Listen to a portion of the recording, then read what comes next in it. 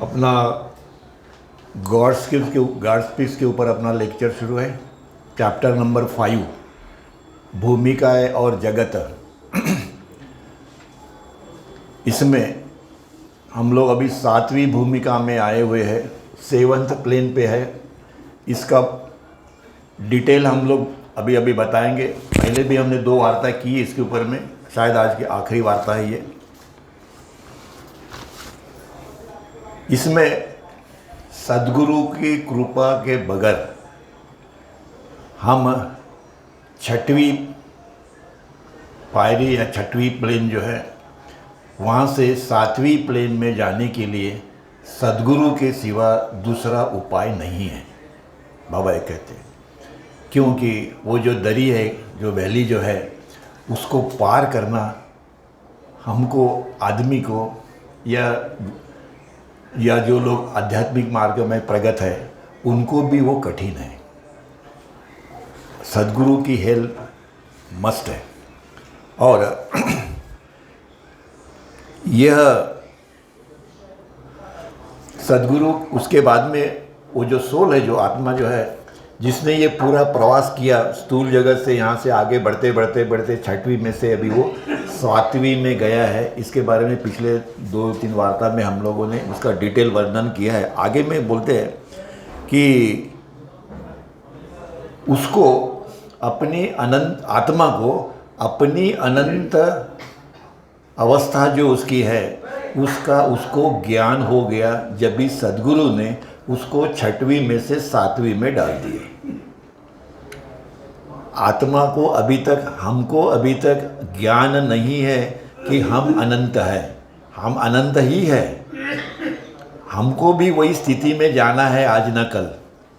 पर वो स्थिति में पहुंचने के लिए ही हमारा यह मानव शरीर है और ये यूनिवर्स है और ये सारा जितना भी दिखाई दे रहा है, सारे जगत, ये उसी के लिए है कि हमको मतलब हमारी चेतना उन सभी का अनुभव करे और तीनों जगतों से वो परे जाए। और यह चेतना आत्मा को यह अनुभव देगी कि तुम परमात्मा हो, तुम अनंत हो। ये 7वीं भूमिका जो है उसका यह महत्व है आगे में। और उसको 7वीं भूमिका में जाने के बाद में उसको मैं अनंत हूँ, अद्वितीय हूँ, अतुलनीय हूँ, ये सारे जितने भी उसके विशेषण है वो सभी उसको ज्ञान हो गया, उसको अनुभव भी हो गया। और उसे अनंत का अनुभव हुआ और उसे यह भी ज्ञान हुआ कि वह शाश्वत अनंत अस्तित्व है। What is God ultimately Babadev, what is God? परमात्मा मतलब इनफाइनाइट इटर्नल एग्जिस्टेंस। परमात्मा मतलब ही एग्जिस्टेंस है। That existence is God. पर वो एग्जिस्टेंस कैसे है और उसका कैरेक्टरिस्टिक्स क्या है, वो कभी मालूम पड़ता है जब भी वो मैनिफेस्ट होता है तभी। और वो मैनिफेस्ट होता है मतलब जब भी वो सद्गुरु या अवतार के रूप में, मानव रूप में जब भी अपने धरती पे आते हैं तभी अपने को मालूम पड़ता है कि वो एग्जिस्टेंस है क्या एक्चुअली। उसका डिटेल उसी को मालूम होगा जिसको अनुभव होगा। तो अवतार मतलब वो एग्जिस्टेंस जो है, जिसको हम परमात्मा, गॉड या अल्लाह बोलते हैं या उर्मज बोलते हैं, उसका मानव रूप जो है वो परमात्मा है। और सारा डिटेल परमात्मा है। सद्गुरु अपने को बताते हैं कि व्हाट इज गॉड। सारे सद्गुरु और अवतार है वो यही बता रहे हैं युगों युगों से, फाइंड गॉड। कोई भी किताब खोलो उसमें यही मिलेगा। और आगे में ये वो कहते हैं कि इस आत्मा की उत्क्रांति की प्रोसेस, पुनर्जन्म की प्रोसेस, आंतरिक प्रोसेस, इनवर्ड जर्नी, मोक्ष मार्ग जिसको हम बोलते हैं, वह पूरा तीनों भुवनों का अनुभव लेने के बाद में जब भी वो पूरा अपना प्रवास जो है वो जो ख़त्म करती है और 6वें प्लेन पे आती है, तो उसको सब अनुभव भी, ब्रह्मांड का पूरा अनुभव उसको हो गया, उस आत्मा को। और उसके साथ साथ उसने, उस आत्मा ने अनेकों अनेकों मिलियंस ऑफ ये जो अनेक रूप है सृष्टि के अंदर में, उस अनंत रूप के साथ में वो एक रूप हो गया, उसके साथ उसका तादाद में हो गया, उसके साथ में वो उसका संबंध प्रस्थापित किया और उस शरीरों के द्वारा या जीवात्माओं के द्वारा उसने इस सारे ब्रह्मांड का अनुभव भी ले लिया। और अल्टीमेटली जब भी वो 7th प्लेन में गया तभी उसको यह अनुभव हुआ कि ये सारा ब्रह्मांड, उसके एग्जिस्टेंस और उसका जो अनुभव है वो सारे का सारा निव्वल खोखलापन था, हैज़ नो वैल्यू। खोखलापन था मतलब हैज़ नो वैल्यू। ये माये की निर्मित है, ये अज्ञान से निर्मित हुआ है, ये कल्पना है। और वो कल्पना किसकी है? वो अनंत जो एग्जिस्टेंस है, जो अनकॉन्शियस है, उसकी यह कल्पना है कि जिसका यह सारा ब्रह्मांड या सृष्टि हमें दिखाई देती है। ये अनुभव सद्गुरु और अवतार को है और वो ये चाहते हैं कि जो उनके पास में है वो मैं अपने प्रेमी जनों के साथ में शेयर करूं। इसीलिए वो बोलते हैं कि कम टू मी, मेरे पास आओ। मेरे पास आपको देने के लिए एक ही चीज़ है और वो है परमात्मा का प्रेम। वो ले और जाओ, तुम्हारा कल्याण हो गया।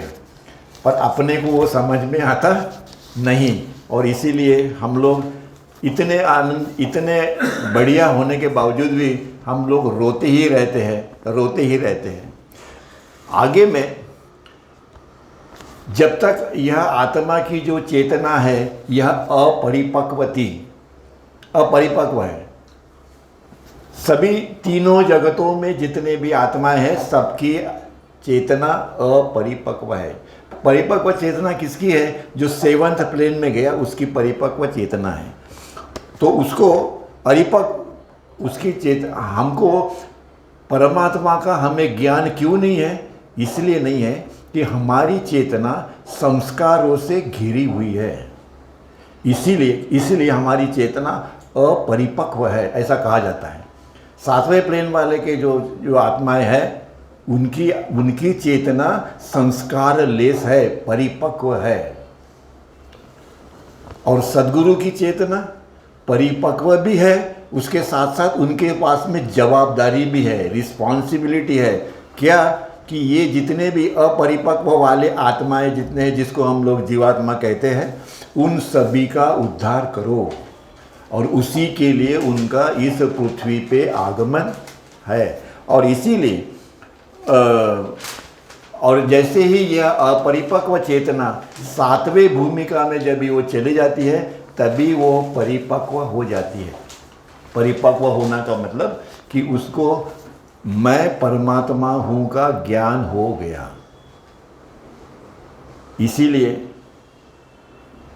बाबा बार बार ये कहते थे कि जाना है तो उसी आदमी के पास में जाओ जिसको ये ज्ञान है कि मैं परमात्मा हूँ का ज्ञान जिसको है, उसी के साथ अपनी उठ बैठ संगत करो। उसके वो क्या बोलता है वो सुनो। क्यों? कि वो परिपक्व है।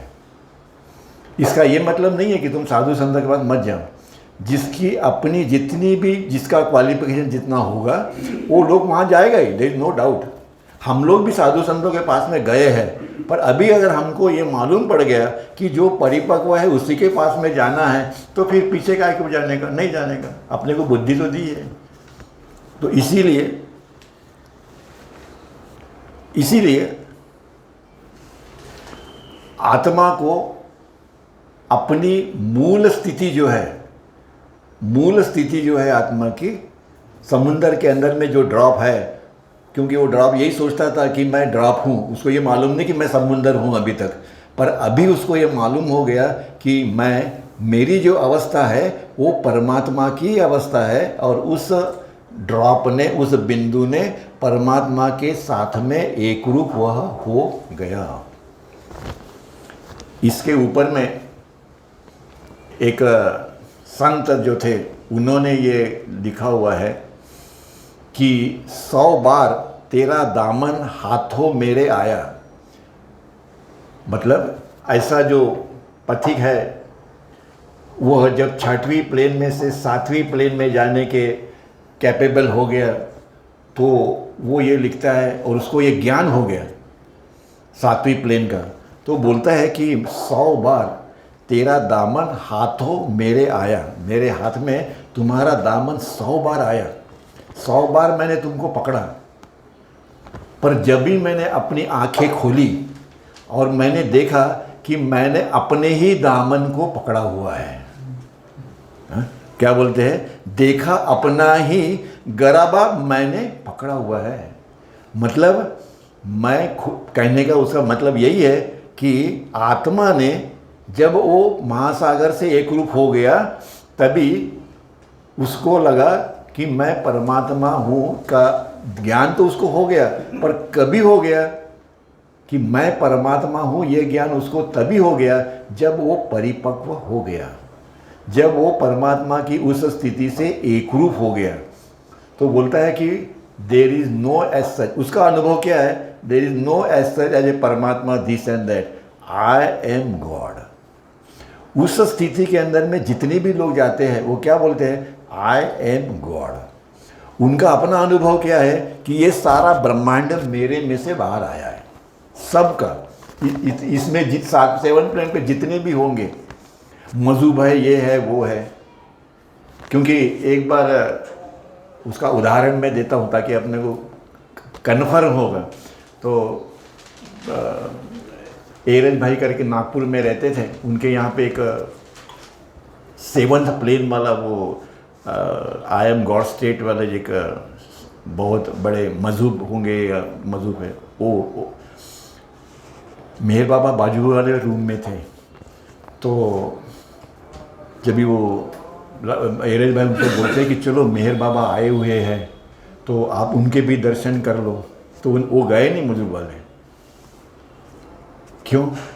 कि उनका ये अनुभव था, 7वें प्लेन वाले जो है मजहूब है, जो आई एम गॉड स्टेट वाले, कि ये सारा विश्व जो है ये मेरे से बाहर आ रहा है, I am the creator of this universe. पर उसके मजहूब के पास में कोई ड्यूटी नहीं थी, उसके पास कोई ड्यूटी नहीं थी, मतलब मानव जाति को आगे पुश करने के लिए आध्यात्मिक मार्ग में इसमें वो ड्यूटी उसको नहीं थी। वो इसी स्थिति में था कि आई एम गॉड, फिनिश। तो 7वें प्लेन वाले लोग ये ऐसे रहते हैं। आगे